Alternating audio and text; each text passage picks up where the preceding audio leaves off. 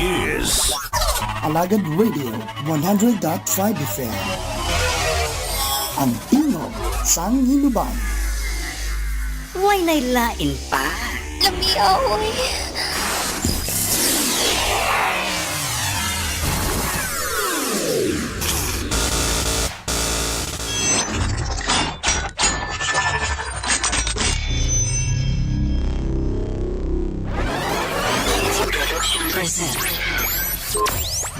You're in the middle of non-stop good stuff on 100.5 FM.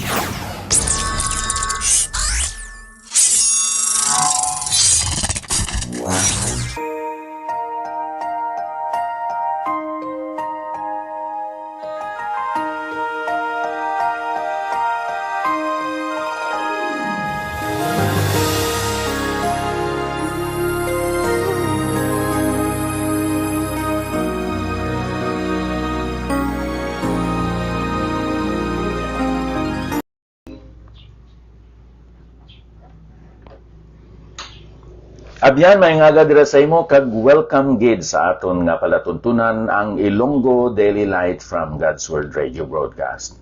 Nagalinta diri sa Bay City Fellowship Baptist Church, Bay City, Negros Oriental. Ini nga aton programa ginapatuhoy naton ini sa mga nagapamati sa mga estasyonan sang radyo dira sa Hinubaan, San Jose Sipalay City, Kaliling Kawayan, Mulubulu Kawayan, dira sa Tapi, sa Bantayan B, Cabancalan City, kag dito sa ubos sa Daan Banwa, kag sa Kamingawan, Cabancalan City. Nagapasalamat kita sa mga kaabyanan nga naga-replay sining aton nga programa, ang aton nga Cebuano dira sa Baganga, Davao Oriental, sa San Juan, Siquijor, sa Dumaguete City, dira sa Valle Hermoso, Negros Oriental. Kag bisan pa dira sa Kawitan, Santa Catalina, Negros Oriental. Nagapasalamat kita sa mga kaabyanan nga nagapangamuyo kag suporta agud nga mapaambit naton ang mga espirituhanon nga mga pagpakamayo kada aga pinaagi sa sining Facebook Live. Aton hambalan karon ang ginatuwag generosity. Tanaw nato nanay ang ikaduhang Korinto, Kapitulo 9, kag akon basahon ang bersikulo 10 kag 11. Ang nagahatag sing binhi, sa manugsab-og kag tinapay nga kalanon, magahatag kag magapaukad sang inyo binhi nga inugsab-og, kag magadugang sa mga bunga sang inyo pagkamatarong. Kamo pamanggaron sa tagsa kabutang sa bugos nga pagkaalwan nga nagahimo paagi sa amon sing pagpasalamat sa Dios. Si Apostol Pablo nangin efektibo kag mabinungahon nga alagad sang Dios. Hindi lang tungod sa mga pag-ampo sa mga Kristohanon dito sa Tesalonica, sa Colosas, sa Pilipos, kag sa wala niya masugata pa nga mga Kristohanon sa Roma. Kag sa mga Galatian churches, he requested for prayer sa iyang travels, sa iyang tasks, sa iyang pag-meet sa mga temptations and trials as a faithful and fruitful minister and apostle of the Lord Jesus Christ. Ang natabo sang pag-abot niya dito sa Korinto, kag nga ginpahibalo niya ang masubo kag makaluluoy nga kahimtangan sa mga Kristohanon dito sa Hudiya. Siling sa mga Kristohanon sa Korinto, mahatag, mabulig, mapaambit kami. Higo lang sila sa pagsaad.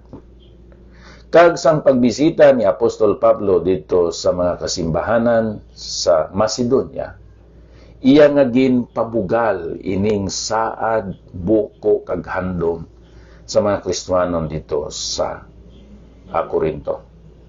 Kagtungod sina ang mga Kristiyanon sa mga kaiglesianan sa Macedonia, particularly dito sa Pilipos, nagsiling, mahatag, mapaambit, masupport man kami, kag kung sa aton pa, nagko dayon sila sa ilang mga bulsa, nag-abri sila sa ilang mga kahita, kag naghatag sila dayon tungod sa ila nagugma sa Dios kag kabalaka sa mga Kristohanon. Karon si Pablo gusto nga magbalik dito sa Korinto. Kag iya ginuna-una base may magaupod sa iya nga mga taga Pilipos o mga Kristohanon sa Macedonia. Kag ila mahibaluan, madiskubrihan nga wala man gali ang mga Kristohanon sa Korinto nakahatag igo lang sila sa hambal kag saad. So ang ginhimo ni Apostol Pablo kay hindi siya gusto nga maguba ang iya nga testimony kag reputation. May ginpauna siya nga mga alagad niya. Hindi lang isa, hindi lang dua, kundi tatlo gid. Grabe ang paghandom kag pagtinguha ni Apostol Pablo nga kung kwarta na gani ang hambalan o kung material blessings, may integrity gid siya. Madamo sa mga Kristohanon bisan pagani mga alagad sa Ginoo nga naguba hindi tungod sa ilang moral life kundi sa ilang nga pag-uyat sang money, sang kwarta. Kag yun naman ang aton nga reputasyon nagauna sa aton, nagaupod kag nagasunod. Wala pagkakadto dito sa sinang simbahan, sinang lugar. Kabati sila sang imo ngalan kun hindi ka masaligan sa kwarta, itring sa bell nga hindi lang ta magbulig. Kay hindi na masaligan sa kwarta. Si Apostol Pablo nagpadala sang tatlo gid ka mga lalaki. Agod nga kay kundua base pwede laman sila maghinon-anon nga ato ni kuhaan ang kwarta, no? Hindi man na sila kabalo, aton-aton lang ni. Tatlo gid ang nag-uyat sang amo nga gift, material financial gift para sa mga Kristohanon dito sa Jerusalem and Judea. Karon ano man ang matabo kung ang mga Kristohanon generous. Number 1, God is pleased. Malipay ang Diyos. Mamuot ang Diyos. Ikadua, God is praised. Dayawo nila ang Diyos. Sila nga naka-eksperyensya sang pagka-generous sa mga Kristohanon.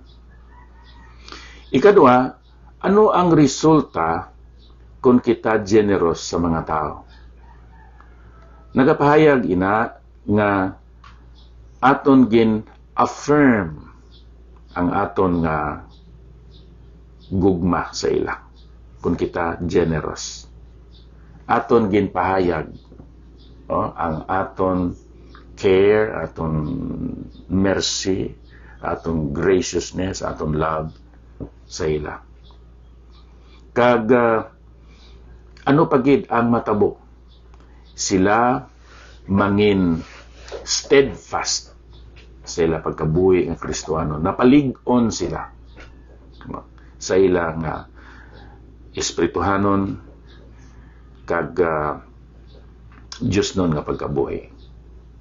Ano pagid ang matabo? Sila mangin mapasalamaton, grateful sila, and then mag-glorify, magahimaya sila sa Diyos. Amoy na kung ikaw generous. Ano yan ang pagtanaw sa mga tao, no? Sa aton, sa akon, ay na siya nagakagupi ang sensilyo mabuyan niya. Kay ginakaptan niya gid. Hindi gid sa maghatag. Kabudlay, no? Nga ang una-una sang tao sa imo nga ikaw dalok. Guwapo ka, guwapa ka, kwartahan ka, educated ka.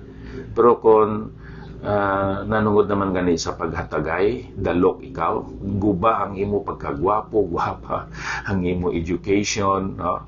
Ang imo training. Kamay pakuntani nga, since we have experienced the grace of God, let us also live this grace by being gracious and generous. Ikatatlo, ang epekto sa Diyos, epekto sa iban, ang epekto diri sa aton.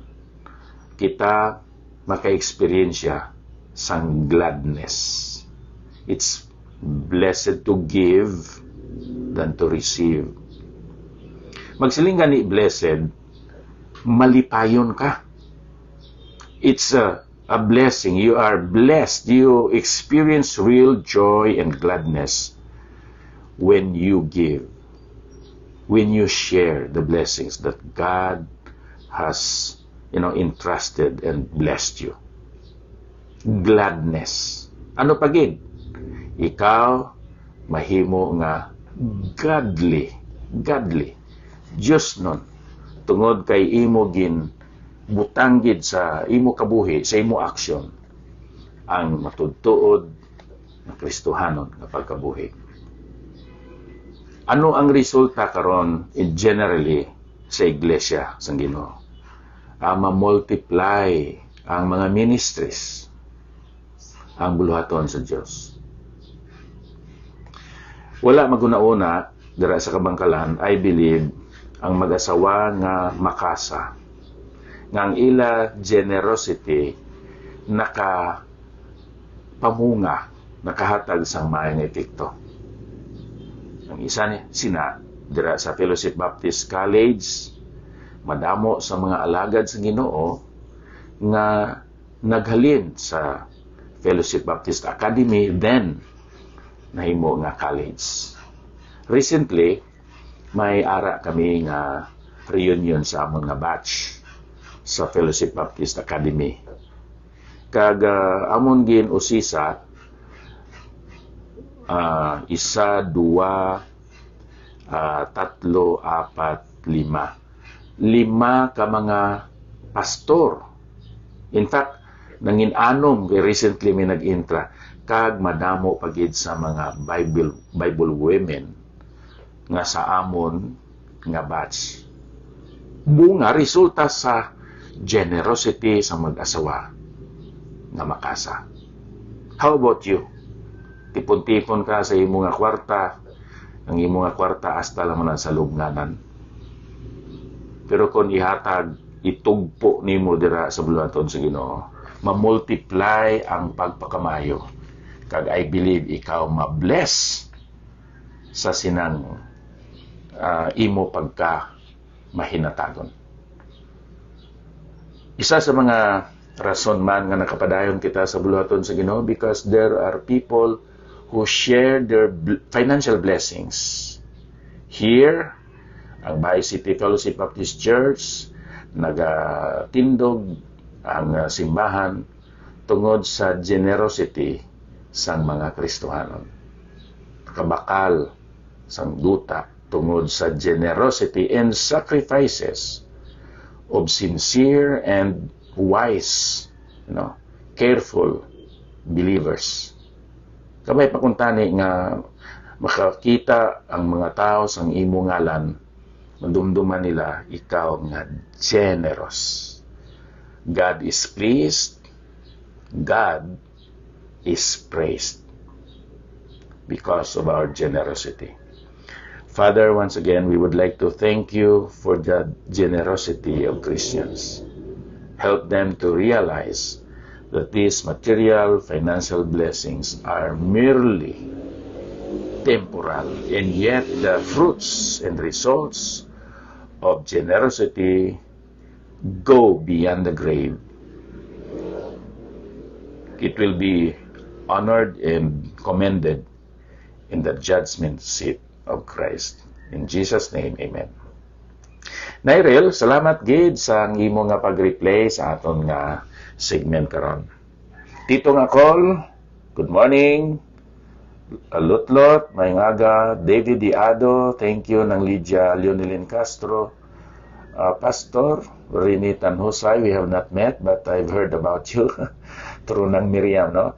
Idna Monticlaro dira sa Panay, Ed sa Dingkagani dira sa Faith Baptist Church and Miagao.